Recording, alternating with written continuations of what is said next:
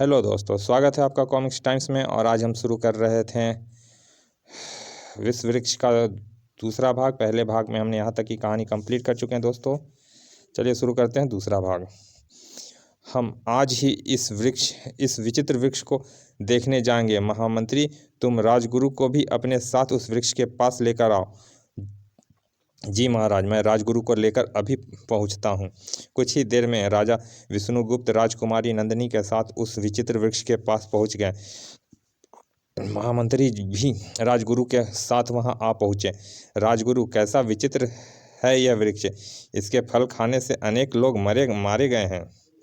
सचमुच विषैला वृक्ष है। इस वृक्ष के सारे फल तुड़वाकर फेंक दो ताकि फिर कोई इसके फल नहीं खा सके। हाँ, यही ठीक रहेगा महामंत्री। इस वृक्ष के सारे फल तुड़वाकर नष्ट कर दो। महामंत्री के आदेश पर कुछ सैनिक उस वृक्ष पर फल तोड़ने के लिए चढ़ने लगे, लेकिन अभी सैनिक ने उस वृक्ष से फलों को तोड़कर फेंकना शुरू किया था कि तीव्र आवाज़ के साथ फल फटने लगे। अरे, यह विस्फोट कैसा! बड़ाम बड़ाम फटाक!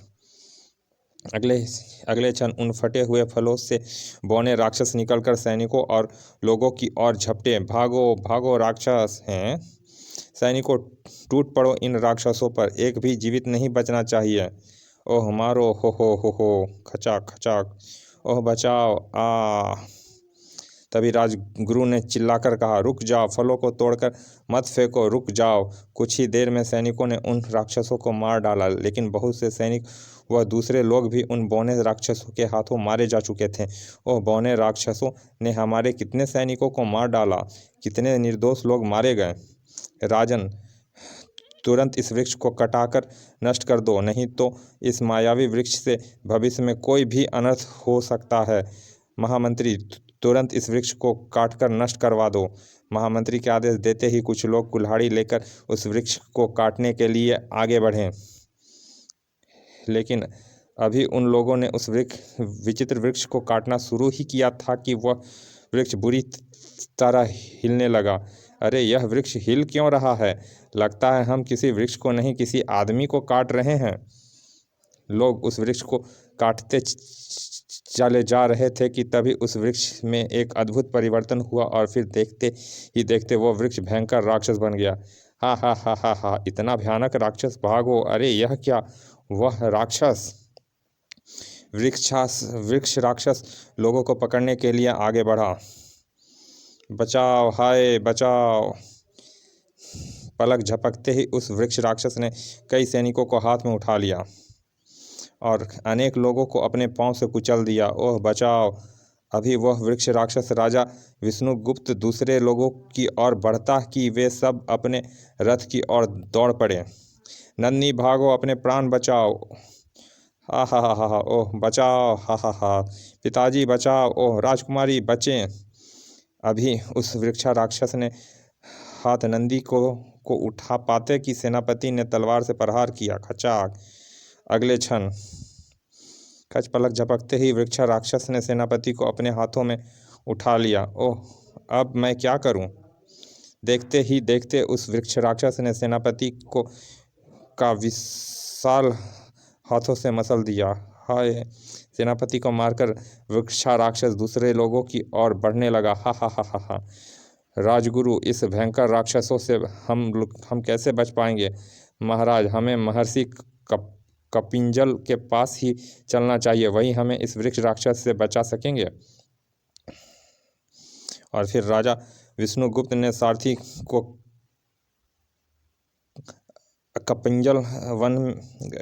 कजली वन में रथ को ले चलने का आदेश दिया। तेजी से रथ दौड़ते हुए वे सब महर्षि कपिंजल के पास पहुँचे। महर्षि, हमें बचाओ! विचित्र वृक्ष राक्षस हमें मारने आ रहा है। महर्षि, जल्दी कुछ कीजिए। गुरुदेव, ऐसा विचित्र वृक्ष राक्षस पहले कभी नहीं देखा। चिंता मत करो, बस वह वृक्ष राक्षस तुम लोगों को कोई हानि नहीं पहुंचा पाएगा। हो हा हा हा हा! हो हा हा हा! महर्षि, वह आ रहा है, उसके अट्टहासे स्पष्ट सुनाई दे रहे हैं। कुछ देर बाद वृक्ष राक्षस उनके पास पहुंच गया। हो हा हा हा हा हा! वहां पहुंचते ही उस वृक्ष राक्षस ने नंदिनी को अपने हाथों में उठा लिया। हो हा हा हा! पिताजी बचाओ! महर्षि, यह राक्षस मुझे मार डालेगा। महर्षि, पिताजी बचाओ महर्षि, यह राक्षस मुझे मार डालेगा। महर्षि जल्दी कुछ कीजिए, नहीं तो वह दुष्ट राक्षस नंदिनी को मार देगा। वृक्ष राक्षस, नंदिनी को छोड़ दो, यहाँ से चले जाओ, नहीं तो मैं तुम्हें नष्ट कर दूंगा। लेकिन जब वृक्ष राक्षस ने नंदिनी को नहीं छोड़ा तो महर्षि कपिंजल ने मंत्र बोलकर कमंडल से उस पर जल छिड़का। हो हा, अग्निदेव वृक्ष राक्षसम स्वाहा हैं। और अगले क्षण ही वृक्ष राक्षस को अग्नि ने घेर लिया। हु। राक्षस बुरी तरह जलने लगा। कुछ ही देर में वहाँ पर वृक्ष राक्षस की राख शेष रह गई। वृक्ष राक्षस के जलकर नष्ट हो जाने से सब बहुत खुश हुए। महर्षि भगवान विष्णु ने एक बार फिर हमें मृत्यु के हाथों से बचा लिया। भगवान विष्णु ने नहीं, हमने वृक्ष राक्षस से, हमने तुम्हें सबके प्राणों की रक्षा की है राजन। ओह, महर्षि ने फिर अभिमान की बात कही है। हाँ महर्षि, आपने ही वृक्ष राक्षस को नष्ट किया है। सचमुच आप बहुत शक्तिशाली हैं राजन। वृक्ष राक्षस की इस राख को नदी में फेंक दिया जाए। जी राजगुरु, मैं सभी सैनिकों के साथ जाकर राख को नदी में डलवा देता हूँ। सैनिकों को आदेश देकर राजा ने सबके साथ नगर के लिए प्रस्थान किया। और जब विदिशा नगरी के समीप सैनिकों ने वृक्ष राक्षस की राख को नदी में फेंका तो नदी में एक भयंकर तूफान उठ खड़ा हुआ। नदी का जल चक्रवात के साथ बहुत ऊंचा उठने लगा और फिर देखते ही देखते चक्रवात एक भयंकर जल दैत्य में परिवर्तित हो गया। नदी का पानी बढ़ा ही बाढ़ की तरह तेजी से फैलने लगा और जल दैत्य आगे की ओर बढ़ने लगा। अभी जल दैत्य कुछ दूर खड़े राजा नंदिनी और दूसरे लोगों के पास पहुंच पाता कि भागो, नहीं तो जल दैत्य हम सबको खा जाएगा। कुछ ही देर में भागते हुए सब लोग नगर के पास पहुंच गए। राजगुरु, ऐसा लगता है कि जल दैत्य के साथ नदी का जल भी नगर में पहुंच जाएगा, फिर तो बहुत हानि होगी। राजन, हमें नगर में जाने के बजाय एक बार फिर महर्षि कपिंजल के पास जाना चाहिए, वही जल दैत्य से हमारी रक्षा कर सकेंगे। और तभी राजा विष्णुगुप्त ने अपने रथ को महर्षि कपिंजल के कजली वन की ओर मोड़ दिया। तेजी से रथ को दौड़ाते हुए वे सब महर्षि कपिंजल के पास पहुँचे। कहो राजन, इतने भयभीत होकर आने का क्या कारण है? महर्षि, रक्षा करो, हमें फिर एक भयंकर जल दैत्य ने घेर लिया। जल दैत्य? लेकिन जल दैत्य कहाँ से आया? गुरुदेव, उस वृक्ष राक्षस की राख गंगा नदी में गिरते ही नदी में तूफान सा उठा और फिर जल दैत्य बन गया। वह जल दैत्य हमारे पीछे आ रहा है। उसी क्षण महर्षि कपिंजल के मस्तिष्क में अभिमान उभर आया। वह मन ही मन मुस्कुराकर बोले, लेकिन मैं इस बार तुम लोगों को कोई सहायता नहीं करूंगा। तुम अपने भगवान विष्णु के पास जाओ, वही तुम्हारी रक्षा करेंगे। नहीं महर्षि, ऐसा नहीं कहिए। जल दैत्य हम सबको मार देगा। नदी की बाढ़ में हम सब डूब जाएंगे। आप ही हमारे रक्षक हैं, आप ही भगवान हैं। हाँ, अब मैं तुम्हारी रक्षा करूंगा क्योंकि तुमने मुझे भगवान मान लिया। राजन, उस जल दैत्य को मरने के लिए मुझे एक यज्ञ करना पड़ेगा। कुछ भी कीजिए महर्षि, जल्दी कीजिए। वह जल दैत्य कभी भी यहाँ पर पहुँच सकता है। महर्षि कपिंजल ने तुरंत यज्ञ प्रारंभ कर दिया। अग्निदेव स्वाहा। अभी वह यज्ञ आरंभ हुए कुछ ही देर हुए थे कि तभी उन्हें दूर पर जल दैत्य आता दिखाई दिया। अग्निदेवाय स्वाहा, जल दैत्य सर्वनाश स्वाहा। महर्षि जल्दी कीजिए, देखिए जल दैत्य यहाँ भी आ पहुँचा है। कुछ ही देर में जल दैत्य बहुत पास आ गया। बाढ़ का जल भी उनकी ओर तेजी से बढ़ रहा था। तभी यज्ञ कुंड की अग्नि में एक त्रिशूल उभर आया। अभी वह जल दैत्य एक कदम भी आगे बढ़ा पाता कि महर्षि ने उस त्रिशूल को उठाकर पूरी शक्ति से दे मारा। ओ हा। लेकिन जल दैत्य ने एक और को हटकर त्रिशूल का प्रहार बच दिया। मंत्र बोलकर महर्षि कपिंजल त्रिशूल को फिर प्राप्त कर चुके थे। तभी उन्होंने कुछ सोचा, लगता है जल दैत्य त्रिशूल से नहीं मरेगा, मुझे किसी दूसरी विधि से इसका अंत करना होगा। हु हा।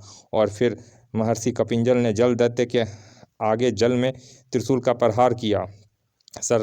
त्रिशूल के नीचे गिरते ही बाढ़ का जल तेजी से भाप बनकर नष्ट होने लगा है। बाढ़ का जल नष्ट होते ही जल दैत्य बुरी तरह चीखने लगा। कुछ देर में जल दैत्य के शरीर से गहरा धुआं उठने लगा। तभी वह धुआं चक्रवात में परिवर्तित होकर तेजी से घूमने लगा और फिर आगे बढ़ते हुए चक्रवात ने महर्षि कपिंजल को अपने घेरे में छेप लिया। चक्रवात के साथ महर्षि कपिंजल आकाश में उठते चले गए। महर्षि कपिंजल ने मंत्र बोलकर अपने को उस चक्रवात से छुड़ाने की बहुत कोशिश की। वायुदेव चक्रवात स्वाहा, लेकिन वह अपने को उस चक्रवात से नहीं छुड़ा सके। ओह हाय, चक्रवात में उनका सांस बंद होने लगा। ओह, इस स्थिति में तो मेरी मृत्यु हो जाएगी। और तभी महर्षि के मुंह से निकला, भगवान विष्णु मुझे बचाओ, रक्षा प्रभु। तभी महर्षि कपिंजल के मुंह से इतना निकला ही था कि तभी आकाश में बिजली चमकी और भगवान विष्णु प्रकट हुए। ओम शांति, ओम शांति। अगले क्षण भगवान विष्णु ने चक्रवात से महर्षि कपिंजल को मुक्त करा दिया। भगवान मेरी रक्षा करो, इस चक्रवात से मुझे बचाओ। महर्षि, तुम्हें अपनी शक्ति पर बहुत अभिमान हो गया था। उस अभिमान ने तुम भगवान को भी भूल गए थे। उस अभिमान को तोड़ने के लिए मुझे यह लीला रचनी पड़ी। मुझे क्षमा करें भगवान, मुझसे भूल हो गई। लेकिन आपने यह कैसी लीला रची थी भगवान? उस दिन कैलाश पर्वत पर जब नंदी शिव के लिए फल लेने गया तो मैंने एक फल में कड़वे फल के रूप में परिवर्तित कर दिया। नंदी उस कड़वे फल को तोड़कर ले गया और जब शिव ने उस फल को खाया तो कड़वाहट के कारण तुरंत थूक दिया। और भगवान विष्णु ने पूरी कहानी सुनाकर कहा, तुमने वृक्ष राक्षस को जल दैत्य को भी नष्ट कर दिया, लेकिन चक्रवात से तुम अपने को नहीं बचा सके। आखिर तुम्हें अपनी रक्षा के लिए मेरी स्तुति करनी ही पड़ी। भगवान आप धन्य हैं, आपने मुझे क्षमा कर दिया। अब मैं कभी अभिमान नहीं करूँगा। भगवान विष्णु ने गरुड़ पर सवार होकर वहां से प्रस्थान किया। उधर भगवान विष्णु ने प्रस्थान किया था कि इधर देवराज नारद शिव के पास पहुँचे।